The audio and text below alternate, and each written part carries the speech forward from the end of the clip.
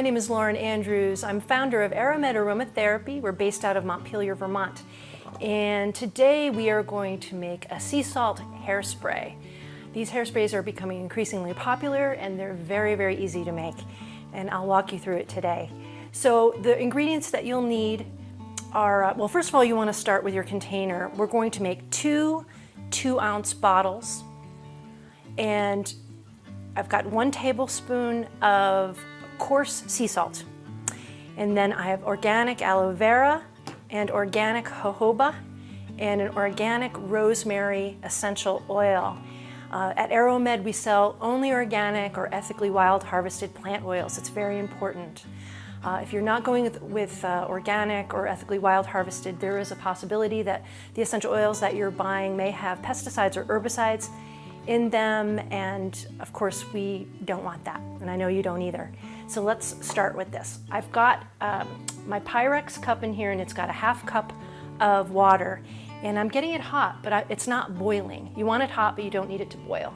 You want it hot enough that the salt is going to dissolve. So just wipe the bottom. We'll set that there.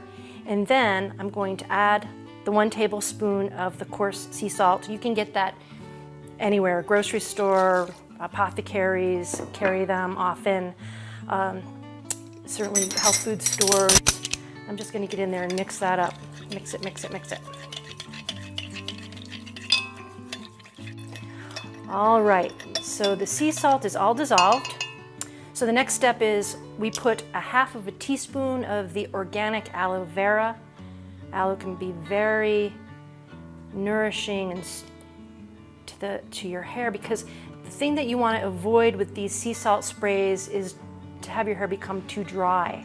So you have to have things to counter the salt in the blend to nurture your hair.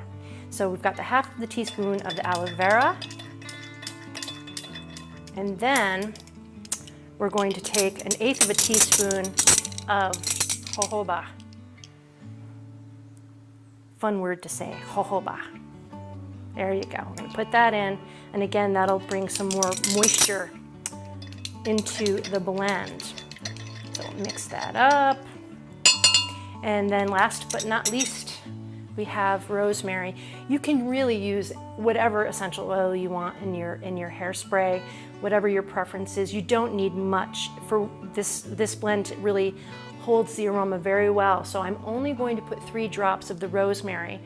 This is a rosemary from South Africa, and there are different types of rosemary, and this one has a lot of a chemical constituent called verbenone, and verbenone is very nurturing to the skin, very nurturing to the hair, and it smells amazing.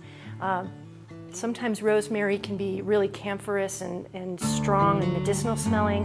This rosemary is almost a little flowery, green, earthy, and it's lovely. And rosemary is the quintessential hair essential oil. So we're going to put just 3 drops.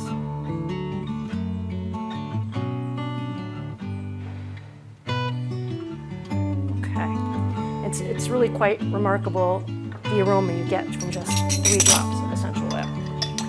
All right, we're gonna mix it up. And then we've got 2 bottles. I'm making a bottle each for each of my daughters. They really like these salt sprays. And the reason I warmed the water up in the Pyrex is because it has a spout.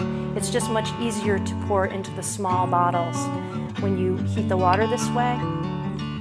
So let's see how steady my hand is. The smell, the aroma is really quite remarkable. And when you go to use the hairspray, you always want to shake it first. Sometimes the jojoba or the essential oil may separate from the water base, and so you always want to just give it a good shake. All right, so we just cap it, screw on the top, let it cool down. And there you have it. You just shake it, spray it in your hair, puff it out. It gives it volume, and it really kind of holds a nice wave or curve in your hair.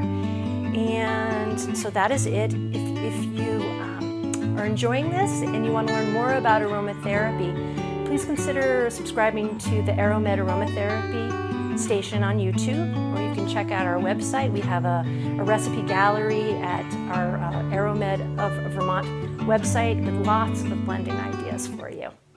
Thank you for joining me.